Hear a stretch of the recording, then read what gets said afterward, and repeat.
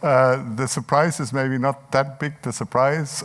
So I'm going to talk about evolving Scala. And that picks up material from a blog that we published last Monday, and that has found quite wide reception and discussion. So I guess some of you might have read the blog already. Who has read the blog already?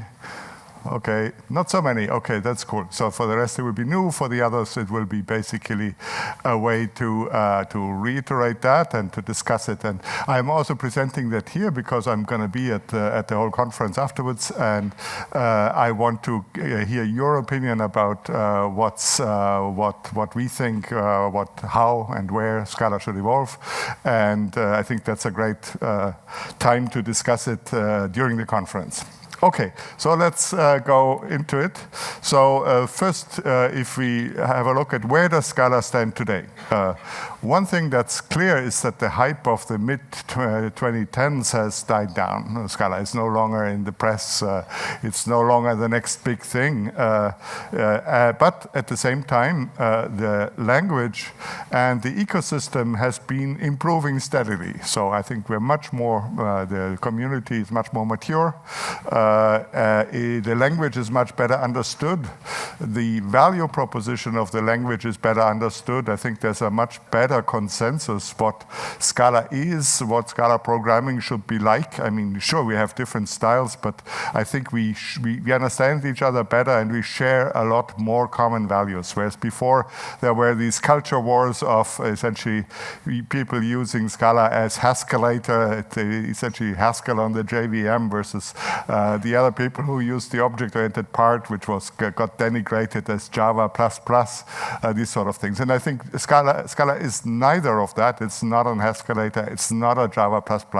It's something altogether different, and that makes it difficult also to get it because it's so different. Okay, but I think the community is getting it. The language is better understood. At the same time, the space where Scala was, it was quite unique 10 years ago, 15 years ago. It's become crowded. Lots of old and new competitors going in, old competitors like Java, acquiring lots of features that Scala had 20 years ago. And there are also lots of new languages that pick up these themes like Kotlin or Dart or TypeScript or Rust, where we had the conference yesterday. So it's becoming a lot more crowded with the ideas. But if you look at it in aggregate, then one good index is RedMonk because it actually correlates two things, GitHub projects and Stack Overflow questions. And there you see where Scala was 11 years ago. It was essentially just trailing the leaders. Here you see it. It was overall at place 14, behind the obvious ones, Java, Python, C#, and also behind some of the languages that were popular at the time, like Perl or R or Objective-C. Okay, so you say good. So, and also what's interesting is right behind Scala was Haskell. So functional programming languages were quite en vogue, and there was also ClojureScript, Clojure and Groovy. Both of them were in the top 20. So where are we 11 years later? So we're basically exactly where we were before, place 14. Where is it? Where are we? Yeah, here. So a lot of languages crowd this thing, Scala, Kotlin. And if you look at the top 20, then even though Scala has stayed, you could say, immovable, it was still at the same place, a lot of other languages have moved around. So there are newcomers like TypeScript, Kotlin, Rust, Dart. There are languages that dropped, like Objective-C got largely replaced by Swift. Well, that was expected. But there was also languages that dropped out of the top 20, and those include the other functional languages. So if you look at Haskell or Clojure, then they are now in the second quadrant here behind the first 25. That's where they moved. So Scala somehow has kept up, and we can speculate what the reason was, but that's not for this talk.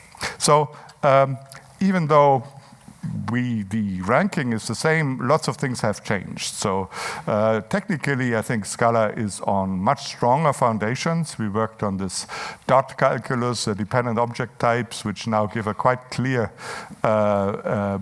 foundations and concepts of what Scala really is and what it maps to.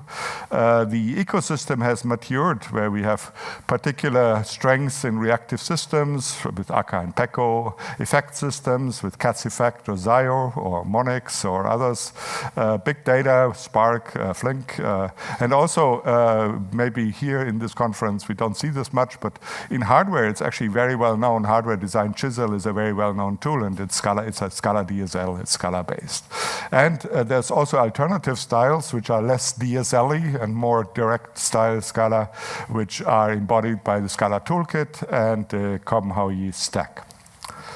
So the value proposition of Scala has not changed. The language value proposition was always that Scala was a unifier between different worlds. And originally I invented it and positioned it as first it was an experiment, and then it was a demonstrator that you could unify functional and object-oriented programming, and that's what we did.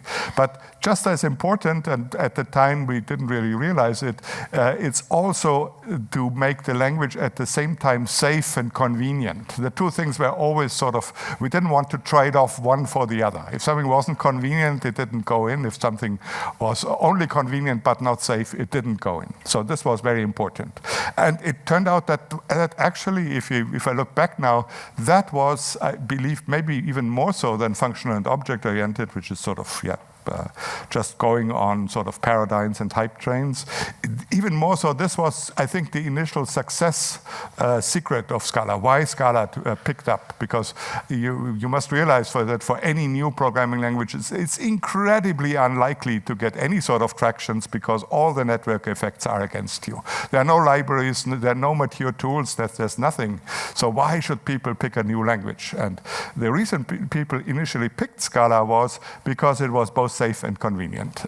So the reason Twitter picked Scala was because it didn't have runtime crashes, and they wanted something as convenient as Ruby, which they had before, and it should be safe and scalable. And then essentially they picked this complete newcomer, which was Scala.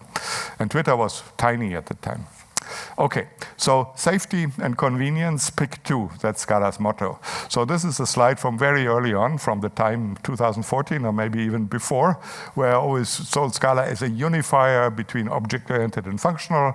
And vertically we said, well, it's that enables it to scale, hence the name Scala, from small scripts at the bottom to large systems at the top. But you might as well replace small scripts with convenience and the large systems with safety, because these are the factors you need for these two things. And then you have it. That's really convenient and convenience and safety in one package.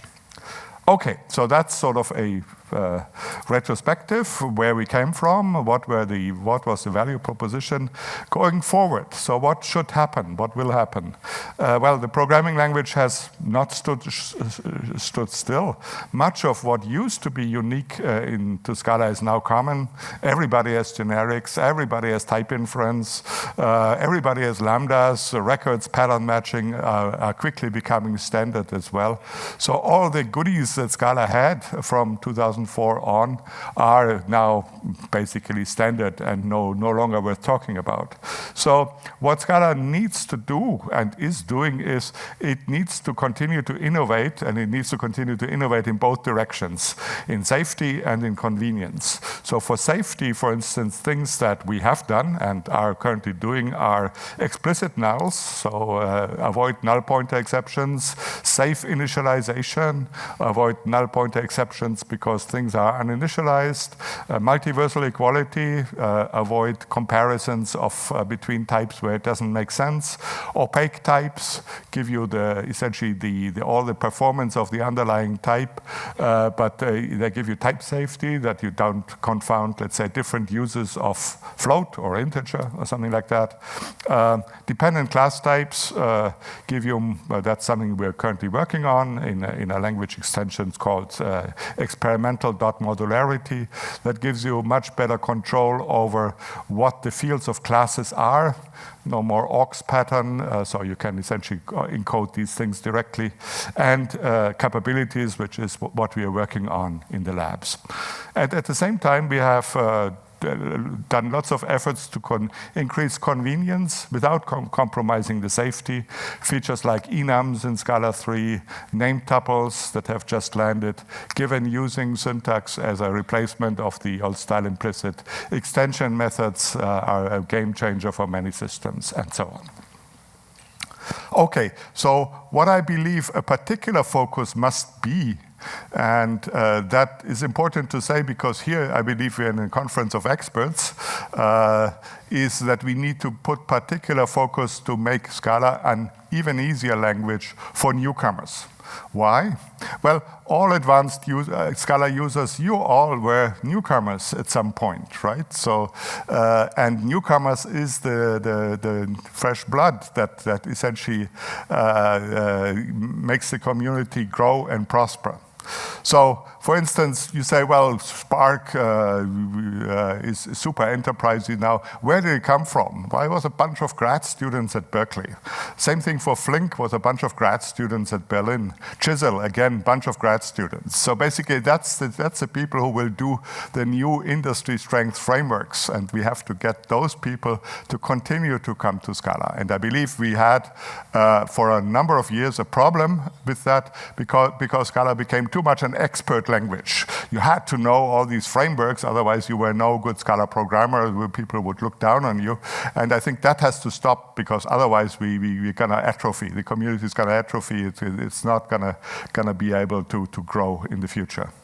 The other source, I already mentioned it, of new people coming in were Ruby or PHP folks trying out a language to improve the stability of their production systems. In the very early day, there was Twitter.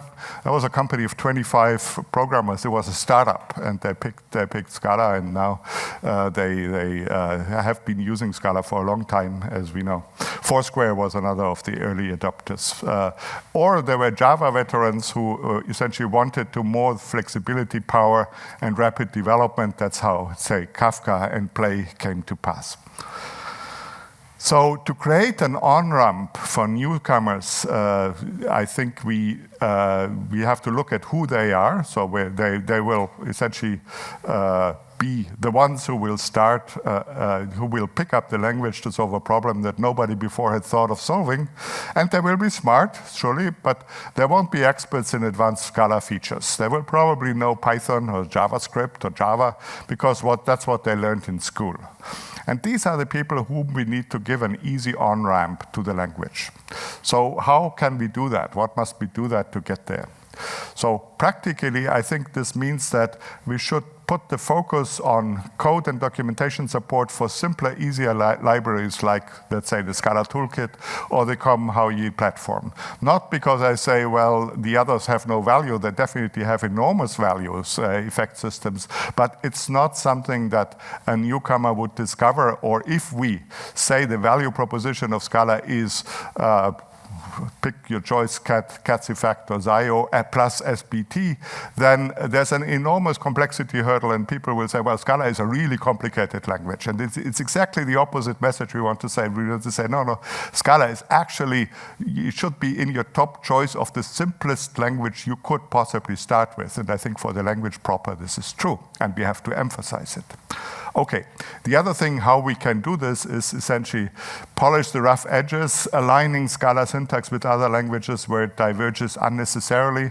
So we've done that, for instance, with the X-star vararg things or the star for imports, because everybody else was using that and Scala had, for some reason, a different notation. And it's no big deal if you're used to it, but if you're not used to it, if you're a newcomer, it puts you off. It says, what's this weird thing? And they say, well, that's just a wildcard import. Oh yeah, why didn't they use a star for it? Well, who knows? No reason. So that's the sort of things you want to avoid. And the third thing is, I think, to emphasize a lean program style where we don't use unnecessary abstractions, we don't get too much into DSLs and so on. All for creating the on-ramp. I'm not saying everybody should do this all the time. There's a space for expert systems and things like that, but we we must not neglect the on-ramp. So the goal must be that somebody who sees plain Scala code gets the impression, hey, this is 100% legible and natural. I get it. This is completely how I would express it, or things like that. And I think we're close. Scala 3 made great progress in this direction. We're really close, and we should keep going. So the alternative, I already mentioned this as well, why not go all in on framework X? Why not make a Scala an actor language or a monadic language with staged imperative programming or something like that? So I believe even though these languages are very powerful, these language dialects are very powerful, doing that would be short-sighted because Scala is amazingly versatile from client to server to hardware design. It's used in lots and lots of different things where some of the things like actors or effect systems don't even come into play. So people wouldn't even know what that is and why they would need it. Whereas frameworks and styles, they come and go. So we should concentrate on the enduring value proposition, which is safety and convenience. The other thing I want to discuss, because it came up, and that was actually the reason for the underlying blog, is why not freeze all new features? So the reason why Hao Yi and we wrote this blog was that it came up in lots of discussions. Whenever we proposed something, there was something on Reddit or wherever where people screamed, you should freeze all new features before tooling has caught up. And it's fruitless to go into an argument each time. It's too reactive. So I think it's better to just formulate our thoughts in a coherent thing, which became this blog and which became this talk. So the often heard request is you should freeze all new features until tooling has caught up. There are too many new features already. You should just stop. And I think it seems sensible if you see that, but let's take a look. Tooling is a very, very large word. What does tooling mean? Tooling means many different things. At the core of tooling is probably the compiler, right? The compiler, actually, if you look what the compiler people, that means my team, is doing, then what they do every day is they keep improving the compiler for correctness, robustness, error messages. And if you compare Scala 3 and Scala 2 in particular, let's say where the error messages are, it's like night and day. That doesn't come from itself. There is hard effort every day to put in there. And I'm very thankful and proud to my research students, which are often maligned in these comments, to say, they're research students. These research students are the ones who fix the bugs, who fix the performance bugs, who actually go into code from Tapir or Zio, I don't want to name names, and say, well, why is there this performance regression? Why is it 10 times slower than in Scala 2? Takes a lot of time to figure that out, where it is, what we can do in the compiler to fix that, because these are advanced usage patterns, and these people are actually doing that, and I think we can really be proud of the result they have achieved. We have a fairly good and stable compiler. It's fairly performant. In my lab on this computer, the compiler makes about 10,000 lines a second, which I believe is, for me, is fast enough. If it's much slower for you, then don't put the blame on the compiler, put the blame on the libraries. Some libraries do crazy stuff with macros and implicit resolution and things like that. And that's inherently slow. So that's algorithmically slow. So there's nothing you can do with that. So we need to put a sort of a more balanced performance picture. So for code like the compiler itself, which is not trivial, as you can imagine, we get about 10,000 lines a second in compile speed, which should be plenty. Okay, so that's the compiler tooling, and I can assure you that it's on our minds. It was in the past, is in the future. How can we make this better? How can we make this more stable? And it's what lots of people spend a large amount of their time on. The other side of the tooling is the IDEs. And these have had a bit of a problem catching up. They are done by different teams, one at JetBrains, the other at Virtus Lab, and they're also working very hard on improving the stability and the conformance of the IDEs. And we are working together, we from EPFL and Scala Center are working together and help them where they can. So things that came out of Scala Center or were designed with the help was the BSP protocol for build server protocol, expression evaluation in the debugger that was done. That was a project that was done by Scala Center. The presentation compiler support that all IDEs use. The presentation compiler is essentially the core of such an IDE. And the tooling summits that bring everybody together and discuss where the problems are and how we can make progress here. So this is just to say, tooling is certainly on our mind, and we think each day how we can improve it.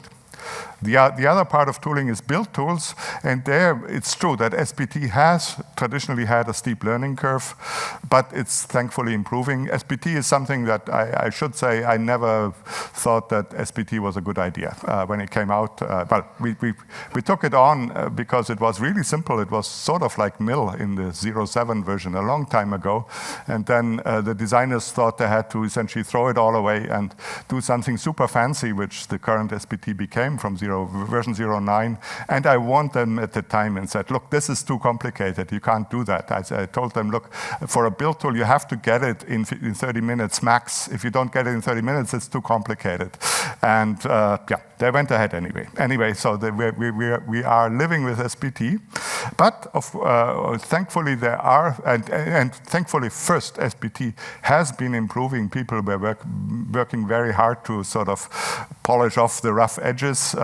Some things is impossible because it's a design, but everything that could be done, or a lot of things that could be done, are being done. And I should also say SBT for its design is really super, super powerful. If you need cross builds or things like that, then SBT is often the thing of choice because it can do things that other things can't do. But I would say it didn't hit this fusion of safety and convenience. It's maybe safe or it's very expressive, but it's not convenient. So there are alternatives. Scala CLI is a game changer, I think, for the getting started experience. It's great, absolutely great. If you haven't tried it yet, you should. There are alternative build tools that are closer to direct style Scala, such as Mill, and they are also getting traction. You're going to hear a talk about Mill by Hao Yi tomorrow. And of course, you can always use Maven or Gradle. So there are alternatives. So if we look at the tension between tooling and evolution, then I think the problem is, well, what would happen if we freeze feature development, as was suggested? I think looking at the people that do the work, we'd lose contributors and contribution. A grad student, a research student is not staying at EPFL and fixing compiler bugs if we tell the research students that's all you're gonna do. You don't get a PhD by that. That's just the reality. So we should be very thankful that they do these things, and I insist they do these things, but they also need to essentially push the envelope forward. That's why they came. So we lose contributors and contributions, not just from research students, but from essentially everyone who is a language geek, wants to move the language forward, and a lot of Scala programmers and developers, I guess a lot of the people in this room are that. So if we lose them, then Scala loses momentum. If Scala loses momentum, there will be less funding for tooling. Funding is tied to momentum, funding is tied to adoption, and that means we will end up with worse tooling than what we would get otherwise. So it's tooling and evolution. It's not tooling versus evolution. That's the real equation. So that said, of course, we shouldn't just go and stuff features into Scala because it's sexy. We should always balance the benefits of a new feature with the conceptual and implementation costs, and we're doing that. So I think so far Scala, if you compare it to any other language, Kotlin, Java, whatever, it always has been on the minimalist side of the spectrum. The thing was always, well, can we do with what we already have? Can we make this expressive enough that it can also express the other thing? Unification instead of just adding more features. And we intend to keep it that way. So looking at the tooling, how can you help with tooling if you wanted to improve? So for the compiler and IDEs, the thing is really bug reports, good bug reports. So we get sometimes often problems to say, well, I have this thing, it's proprietary code, but the compiler is very slow, or I have this weird error, I don't know what it is. And that is not really helpful. So what we really would like is for you to do the work, and I know it is a lot of work, to minimize it to, let's say, a 10-line program, to really essentially do a binary search to see when does the problem arise, when doesn't it. If you give us a 10-line program, then there's a very high chance it will be fixed in the next release, because that's what we can go to work on. And for IDEs, minimizations is even harder, but it's really worthwhile, because the problem with IDEs is it's really hard to reproduce things. So any effort you can put in that, we would thank you for that. Financially, Scala Center is relying on donations. So to fund it, continue funding it, donations would be very thankfully received.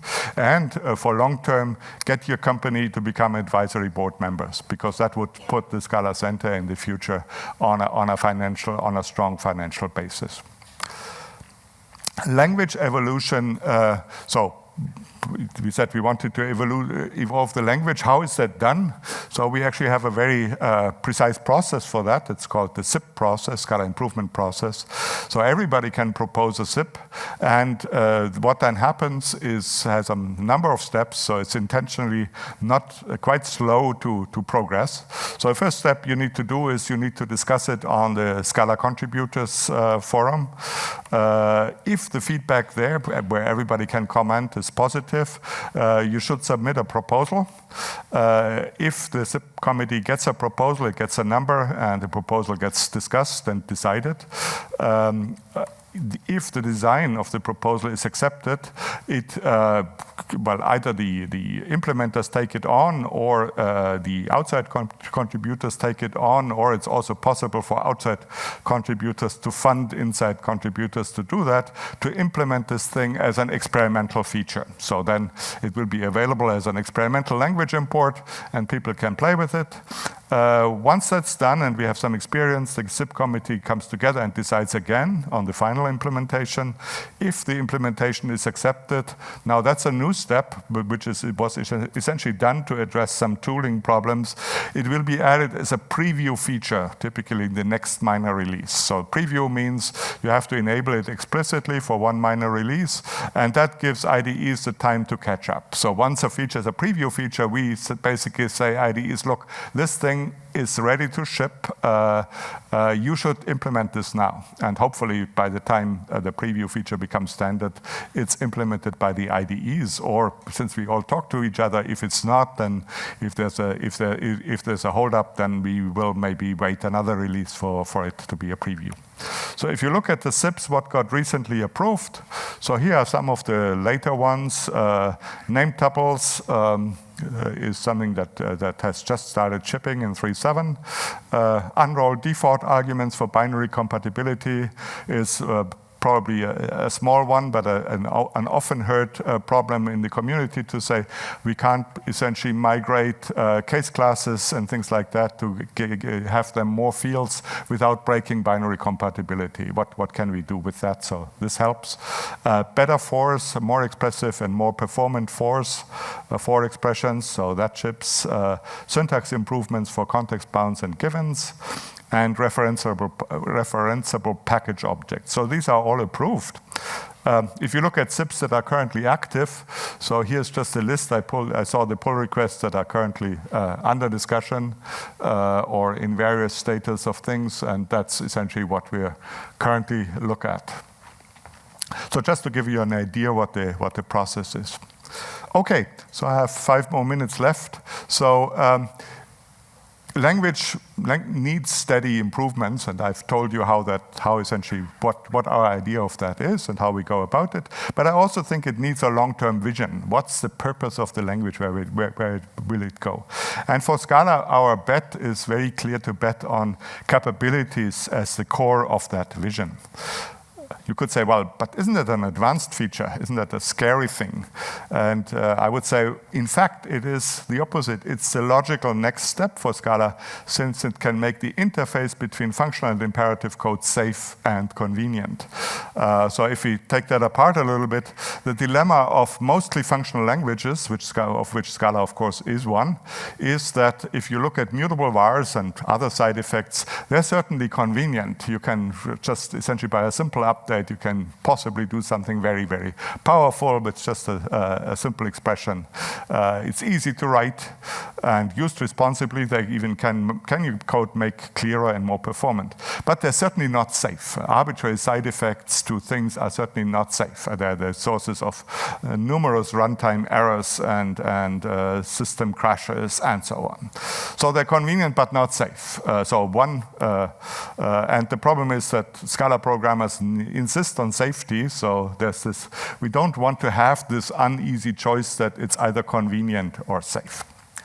So languages, what's more, should encourage good code. So that means a program that looks simple on the surface is also safe and predictable. That's the ideal.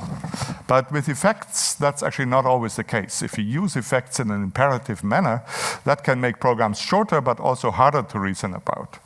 So one answer that the community came up with, and I think at the time it was the best answer, is to use a staged architecture for effects. So if you really care about safety, I think our initial approach was, doesn't matter, don't use variables much, use them responsibly, but it's on you. Basically, it's on you, it's on convention, it's on you to use them responsibly. The language won't help you with that. Some people were not happy with that and said, no, we need better guardrails, we need better assurances for that, and therefore effect systems. So the idea of an effect system is that you have a pure Lambda core where essentially everything is functional and you are not allowed to use any effects, not even a println, not even vars, things like that. It has to be purely functional. And that thing would construct another program, a staged program, that can then essentially is interpreted by the effect system, and that can then do all these things: error handling, network, state, transactions, resources, and so on. So what programs can do is very limited, pure functional. What computers can do is very large, and we get around that by essentially these two stages. We construct a program that has the effects. The problem with that, it's not so convenient. So it's okay-ish, also not ideal if we're talking about a single monad, like Zio. It gets worse the more monads you add. The more fine-grained your effects are, the more acrobatics you have to do with this monad translation. And well, we're going to have a talk about finally tagless, but that's also not a recipe that is always simple. So there are lots of, it's problematic. So the alternative would be to have capability-based architectures where we say, no, computers can do anything, programs should be able to do anything. So we can do anything, but the access to all the unsafe things is controlled by a capability. You need to have a capability to do something like error handling or network access or transactions. And that model is actually very old. It dates from the 1960s when people first grappled with scaling software. So the idea was we use capabilities, they are immutable values, that's functional, we know what they are, and they are passed in method calls to code that needs them. And it's very influential in security, and most people agree it's the right model to protect trusted components from untrusted ones. It's a long history, and people say, yeah, ideally you should use capabilities. So why don't people? Why is it not ubiquitous today? And I think the problems with capabilities are, first, they're not that convenient. And the problem here is mostly that there are lots of parameters to pass around. All these capabilities have to be passed as additional arguments to code that needs them. And they're also not that safe, because often with a capability you want to control the lifetime and the sharing, and that's typically up to now was done dynamically. Lifetimes with maybe you essentially disabled the capability by turning a switch, but then you had a runtime error when you accessed the capability after its lifetime. Sort of like an uncaught exception, right? Stack trace. Or sharing, you had reference counts, but then or locks, but then if you violated that, you also had a deadlock or runtime exception. So better capabilities would be to say, well, we pass capabilities implicitly, that makes them convenient, and we track them in types, that makes them safe. And Scala 3 is a language that is uniquely positioned as a host language for capabilities because of two things it already has. So one thing is using clauses or old style implicit parameters. So that means we can pass capabilities around without the boilerplate. We already had that always, and this is a great application for them. And I think with Scala 3, we have finally made implicit parameters hardened enough that you can trust them in production, and they're actually quite usable and ergonomic. The other one is less used, but still very important in Scala, is path-dependent types, so types that can refer to variables and selections, paths, terms. And that is necessary because these capabilities, they're just references to parameters typically. So they are references to a value, a parameter value, and so you need to be able to track them in types. You need to have your types that can talk about them. And that's, as type systems go, is a fairly exotic type system. They're called dependent type systems. And Scala has sort of a mild form of a dependent type system. There are languages with much harder forms of dependent type systems like Idris or Acta or Lean, for instance, that do full dependent types. Scala is sort of halfway on that, but it's enough to express capabilities. Okay, so I just want to give you, because normally I show you lots of codes in my talk, right? So I still want to show you a little bit of code. Last slide. Capabilities can do lots of things. One thing they can do is they can control mutations to specific variables or regions. So that's typically done with borrow checking. So what's our vision that we have actually working in the lab for Scala here? So here's a typical thing. You have matrix multiply. We don't return a matrix because, well, maybe these are huge and we have to pre-allocate them. So we have two input matrices, A and B, and R is the output matrix. But the question is, when you see that, well, what is the input and what is the output? Maybe A is the output. Who knows? Or maybe the middle one is the output. And the other one is, well, what arguments can be shared and which must be unique? Can I just create a matrix M and say multiply M and M with M to M? Is that possible or not? Should that be forbidden? So what we can actually write with the system we have merged as an experimental thing, you can write a matrix like this, and the thing that you do is you declare it to be mutable. So that's a mutable type, and you also declare the update method on matrix, which changes the matrix to be a mute method. And then the other thing you need to do, in the multiply method, you need to indicate the result with a little hat at the end. So what the hat says is, the hat means can be modified. So can support an effect, an arbitrary effect, in fact. And the hat also means does not share with anything else that can be accessed, which is separation in the form of separation logic, and which is what the thing a borrow checker usually also achieves. So that's essentially the vision for these things. What the hat also says can be an arbitrary capability. So that's essentially the link of this thing with capabilities. So to summarize, I believe languages need to be carefully evolved or they lose relevance. The main value proposition of Scala is to be both safe and convenient, and this guides the evolution of the language. And I'm looking forward to discuss this both here and at the next major Scala event, which will be Scala 2025, Scala Days, 19 to 21st August in Lausanne. Thank you.